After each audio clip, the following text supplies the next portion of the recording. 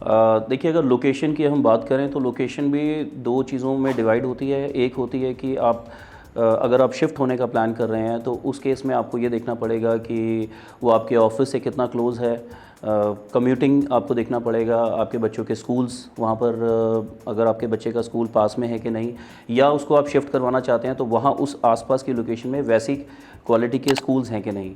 उसके अलावा वहाँ डेली नीड की शॉप्स, वहाँ की सड़कें, ये सारी चीज़ें आपको देखनी पड़ेंगी।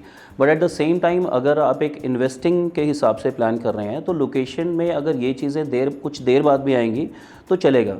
बट उस केस में जस्ट मेक श्योर कि आप एक अच्छी अप्रूव्ड कॉलोनी में, अप्रूव्ड सोसाइटी में प्रॉपर्टी प्लान कर रहे हैं, जहाँ बेशक कुछ देर बाद सही बट ये चीज़ें आएंगी, तो उससे आपको एप्रिसिएशन अच्छी मिल जाती हैं। तो दोनों चीज़ें मैटर करती हैं बेसिकली।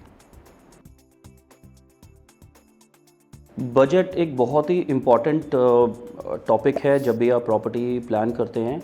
और मेरी सभी लोगों से रिक्वेस्ट है जो प्रॉपर्टी प्लान कर रहे हैं कि अपने बजट के बारे में ज़रूर डिस्कस करें, इसको ज़रूर प्लान करें। जैसे कई बार क्या होता है कि आप प्रॉपर्टी देखने डायरेक्टली निकल जाते हैं और आप ये नहीं चेक करते हैं कि आपका जो है एलिजिबिलिटी क्या बनती है। तो प्रॉपर्टी देखने के लिए निकलने से पहले आप एक बार किसी भी बैंकर से ज़रूर चेक कीजिए कि आपकी एलिजिबिलिटी कितनी बनती है। लेट्स से कि अगर आप एक 50 लाख या 60 लाख के ब्रैकेट में आप या 80 लाख के ब्रैकेट में लेट्स से कि अगर आप प्लान कर रहे हैं और आपके पास 15 लाख रुपए इस टाइम पे कैश इन हैंड है, जिसमें आपकी डाउन पेमेंट, आपकी रजिस्ट्री और ये सारी चीज़ें आएंगी, बट आपकी एलिजिबिलिटी जो है वो कम की बन रही है, तो उस केस में आपको थोड़े से चेंजेस करने पड़ेंगे। You will have to make sure कि आप उस लोकेशन पर प्रॉपर्टीज़ वो प्लान करें जो आपके बजट में आ रही हैं।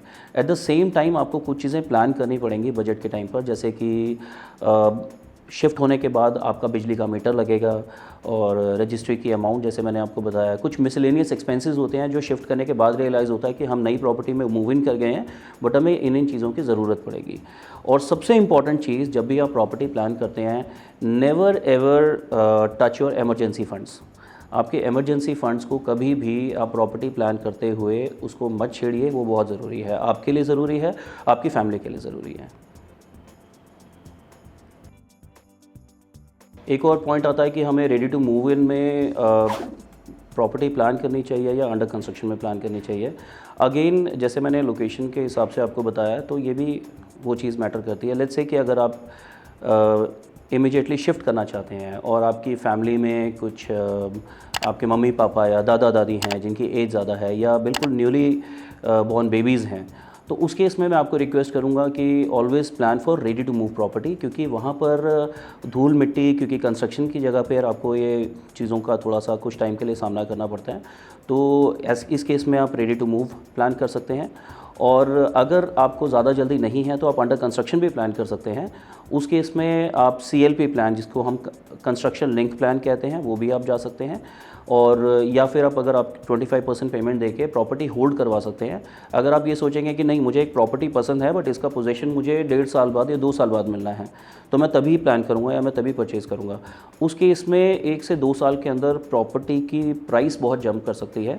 और 1 से 2 साल के अंदर आपका जो सोर्स ऑफ इनकम है नॉर्मली होता है उतना इंक्रीज़ ना हो। तो आई वुड सजेस्ट कि अगर आप अंडर कंस्ट्रक्शन में जा रहे हैं तो आप कुछ पेमेंट करके एक प्रॉपर्टी फ्रीज़ कर दीजिए, या 25% पेमेंट करके, जो एक नॉर्मल सिनेरियो है, 25% पेमेंट करके आप एक एग्रीमेंट कर सकते हैं बिल्डर के साथ, अपना लोन अप्रूव करवा के रख सकते हैं, ताकि बाकी का जो पेमेंट है वो बैंक से बिल्डर को मिल जाती है at the time of your possession.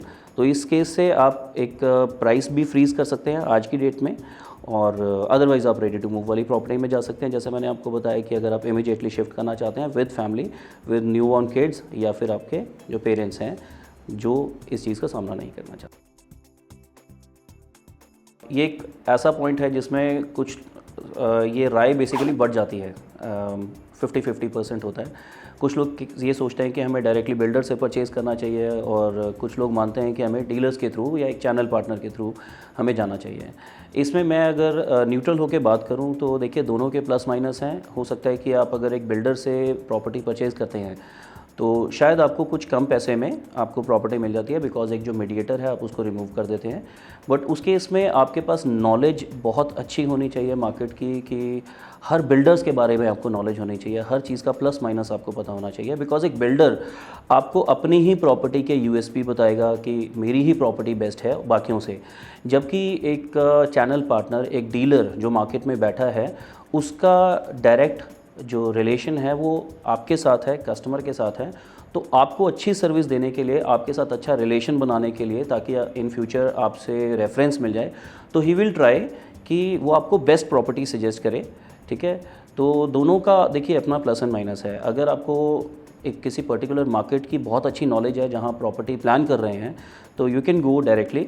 Otherwise I would suggest कि आप सबसे बढ़िया चीज़ है कि आप आजकल ऑनलाइन आप चेक कर सकते हैं कि किसके कितने कैसे रिमार्क्स हैं, चाहे एक अच्छा रेप्यूटेड बिल्डर हो या एक अच्छा रेप्यूटेड डीलर फर्म हो, दोनों के ही आपको गूगल पे और हर जगह पे सोशल नेटवर्किंग साइट्स पर आपको रिव्यूज़ मिल जाएंगे।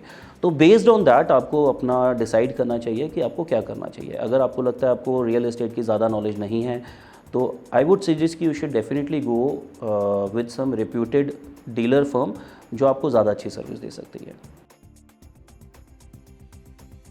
लीगल्स और अगर हम डॉक्यूमेंटेशंस की बात करें, ये सबसे इम्पॉर्टेंट चीज़ है। मैं आप सब लोगों से रिक्वेस्ट करूँगा, कई बार कस्टमर्स अपने बजट को प्लान करते हुए, क्योंकि देखिए हर कोई चाहता है कि ये कम प्राइस में हमें बढ़िया चीज़ मिल जाए, बट ये दो चीज़ें ऐसी हैं जो मतलब दे ऑलवेज़ गो पैरेलल, वो मीट नहीं करती है। सस्ते में और मतलब सस्ता भी हो और अच्छा भी हो पॉसिबल नहीं है। तो कई बार क्या होता है कि हम थोड़े कम प्राइस के चक्कर में एक अच्छी लोकेशन में प्लान करते हैं, बट हम उसके लीगल्स और डॉक्यूमेंटेशन चेक नहीं करते हैं। हमें कोई जगह मिल रही है, हमें प्लॉट मिल रहा है, हमें फ्लैट मिल रहा है, हम उस चीज़ को प्लान कर लेते हैं, बट ऑलवेज़ मेक श्योर कि उसकी डॉक्यूमेंटेशंस कंप्लीट हो। लाइक रजिस्ट्री, उसकी चेन आपके पास प्रॉपर हो, जैसे 13 साल होती है, आपका मैप हो गया, उसका बिल्डिंग परमिट हो गया, ये आप ज़रूर चेक कीजिए। फ़र्द होती है, भार मुक्त हो गया, जमाबंदी, म्यूटेशन, इन सारी चीज़ों को आप ज़रूर चेक कीजिए कि वो सब कुछ इन लाइन है कि नहीं, और एक कॉलोनी का नक्शा पास है कि नहीं, कि जिस एरिया में आप प्रॉपर्टी प्लान कर रहे हैं, चाहे वो फ्लैट है या कोठी है या प्लॉट है, वो एक कॉलोनी के अंडर ही आती हो, और उस कॉलोनी का नक्शा वो सब कुछ अप्रूव्ड है कि नहीं। इन सारी चीज़ों को देखते हुए ही आप अपनी प्रॉपर्टी प्लान कीजिए। आपको चाहे आपका डीलर या बिल्डर कुछ भी कहता है कि हाँ जी ये सब कुछ है, ऑलवेज़ मेक श्योर कि ये आपके पास इन एडवांस होना चाहिए, उसको क्रॉस चेक करके तभी आप अपनी प्रॉपर्टी प्लान कीजिए।